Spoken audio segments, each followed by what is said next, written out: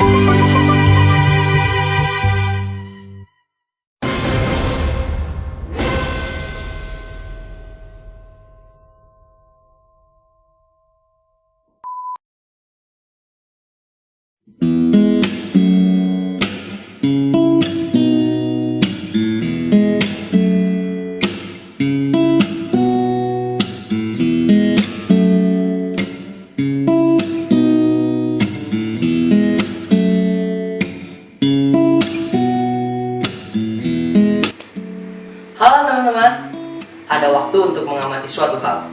Terlihat kalian sedang bersenang-senang, tetapi apakah kamu pernah berhenti dan berpikir kalau kegiatanmu berkelanjutan? Dan apakah kamu tahu apa artinya transportasi berkelanjutan? Transportasi berkelanjutan membuat dunia ini lebih baik untuk semua tanpa menghancurkan kesempatan generasi masa depan. Transportasi berkelanjutan berarti kita harus mengingat 3 hal, yaitu masyarakat, sosial, dan lingkungan. Mengapa itu penting? Apa dampaknya? Dan seberapa besar dampak itu terjadi pada perkembangan kehidupan, baik di sektor masyarakat, sosial, dan lingkungan, serta masa depan. Nah, dalam materi kita kali ini, kelompok kami akan mempresentasikan secara lebih dalam mengenai transportasi berkelanjutan. Ikuti terus video ini.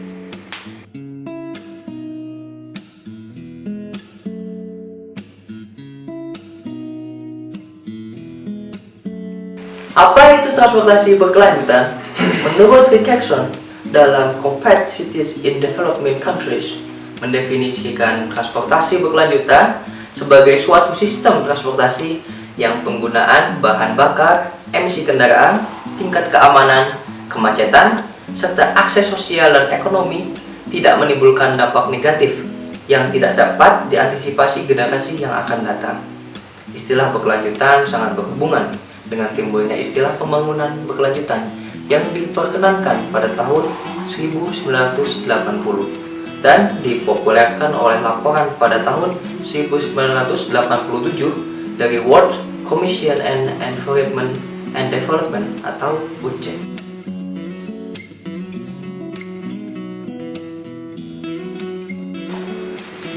Prinsip dasar menuju terciptanya transportasi. Aksesibilitas bagi siapa saja. Tujuan utama tersedianya sistem transportasi adalah menyediakan aksesibilitas atau kemudahan bagi setiap pengguna manusia, barang dan jasa secara adil seimbang dengan biaya rendah dan mempunyai dampak negatif yang kecil.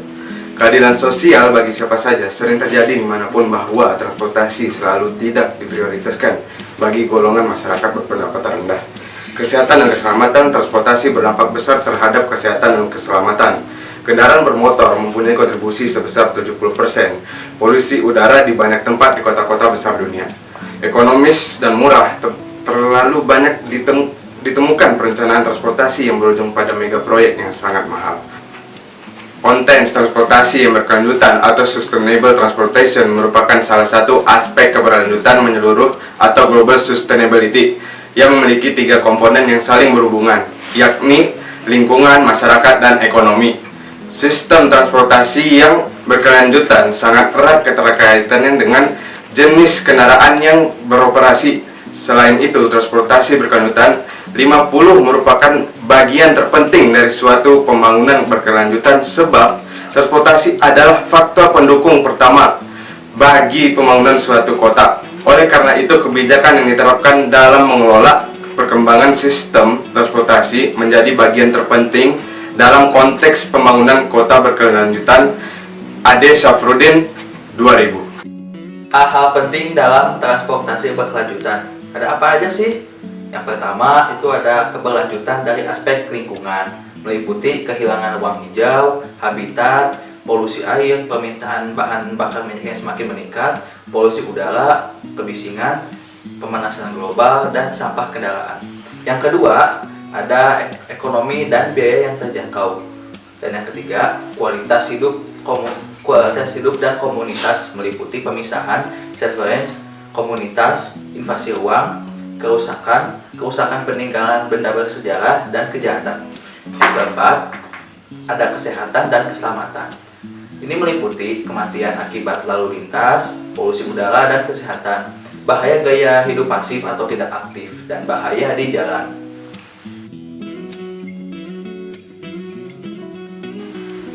Selanjutnya, ini ada tujuan dari transportasi berkelanjutan. Tujuan dasarnya yaitu perencanaan transportasi adalah untuk memperkirakan jumlah dan lokasi kebutuhan akan transportasi atau jumlah perjalanan baik untuk angkutan umum ataupun angkutan pribadi.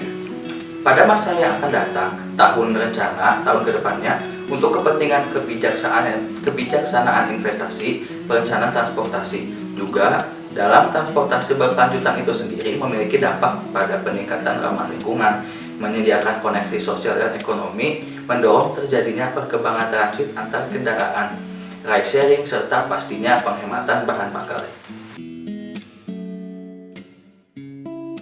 Tujuan dari transportasi berkelanjutan. Pemberlakuan transportasi yang berkelanjutan sebagai sistem transportasi di perkotaan dapat meminimalisir dampak terhadap aspek ekonomi, sosial, lingkungan dengan memanfaatkan energi dan spesial yang efisien. Berkelanjutan dalam aspek ekonomi berkaitan dengan keterjangkauan akses bagi masyarakat terhadap transportasi, koefisienan, dan ketersediaan modal transportasi bagi masyarakat. Sedangkan keberlanjutan pada aspek sosial lebih menekankan pada prinsip keamanan dan terwujudnya komunitas yang sehat dan layaknya terjadi tempat penghuninya. Keberlanjutan pada aspek lingkungan tentunya mengarah pada transportasi yang ramah lingkungan seperti bus listrik Transjakarta. Salah satu contoh dari transportasi berkelanjutan yaitu Bandara Udara Yogyakarta International Airport. Ini menggantikan Bandara Udara Internasional Adi Sucipto yang sudah tidak mampu lagi menampung kapasitas penumpang, dan pesawat bandara udara ini berdiri di tanah seluas 600 hektar dan diperkirakan menelan biaya sekitar 9 triliun rupiah. Bandara ini akan memiliki terminal seluas 210.000 meter persegi dengan kapasitas 20 juta penumpang per tahun. Selain itu, bandara udara ini tersebut diperkirakan akan memiliki hanggar seluas 371.125 meter persegi yang direncanakan bakal sanggup menampung hingga sebanyak 28 unit pesawat. Yogyakarta International Airport adalah salah satu contohnya menjadi bandar udara baru di Yogyakarta yang menggantikan Bandara Udara Internasional Adi Sucipto.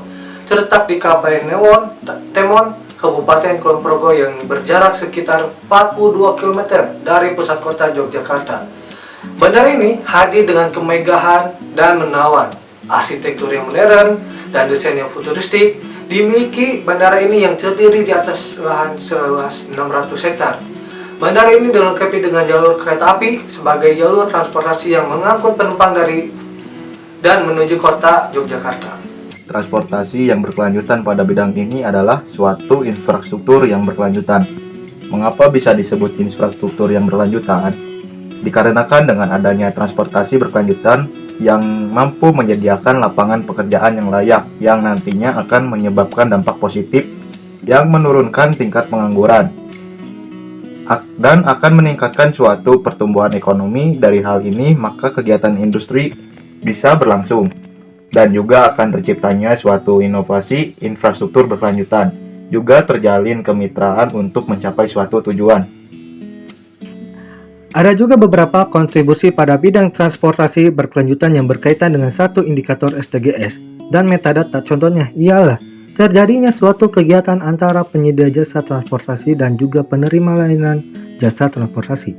Dengan hal itu, maka akan menciptakan suatu lapangan pekerjaan dan juga terciptanya suatu kegiatan ekonomi. Dengan hal itu, maka terjadilah kegiatan industri pada bidang transportasi, juga suatu inovasi infrastruktur yang berkelanjutan.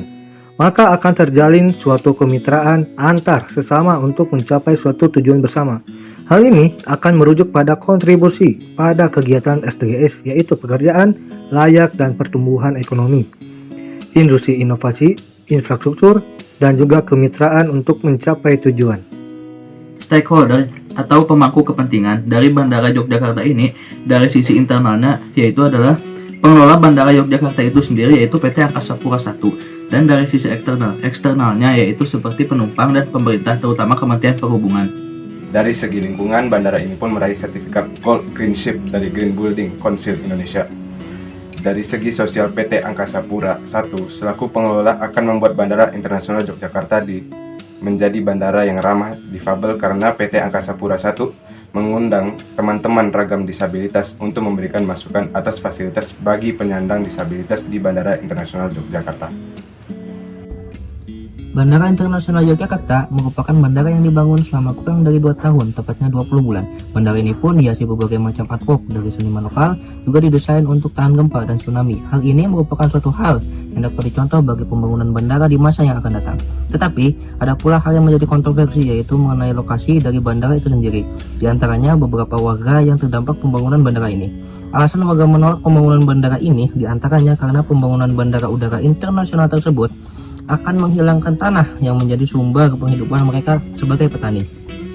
Maka dari itu, sosialisasi sangatlah penting, sehingga hal ini menjadi acuan bagi semua pihak agar dapat diperbaiki, dan nantinya kegiatan pembangunan bandara lainnya dapat lebih baik dari sebelumnya. Kesimpulan, jadi transportasi berkelanjutan membutuhkan konsep yang benar-benar membumi dan mampu menjadi ukuran yang jelas mengenai arah dan strategi transportasi ke masa yang depan. Sebuah sistem transportasi yang kita bayangkan akan mampu menjadi wahana untuk membawa Indonesia menjadi maju dan sejahtera. Karena saat ini kita tahu bahwa banyak sekali terjadi migrasi penduduk desa ke kota dan mengakibatkan angkutan umum mengalami tekanan yang sangat berat akibat tingkat motorisasi yang demikian tinggi. Nah, setelah kalian mengikuti presentasi yang kita lakukan, apa kalian sudah paham apa itu transportasi berkelanjutan? Juga poin-poin yang telah kita berikan. Dan kami berharap dari presentasi ini kita dapat membangun negeri ini bersama, membangun di bidang lingkungan, sosial, dan juga ekonomi melalui keahlian teknik yang kita miliki untuk membangun negeri ini lebih baik. Unggul selalu teknik sipil, dari hati kita bekerja, dan dari ilmu akan menjadi bekal kita untuk melangkah ke depan. Terima kasih.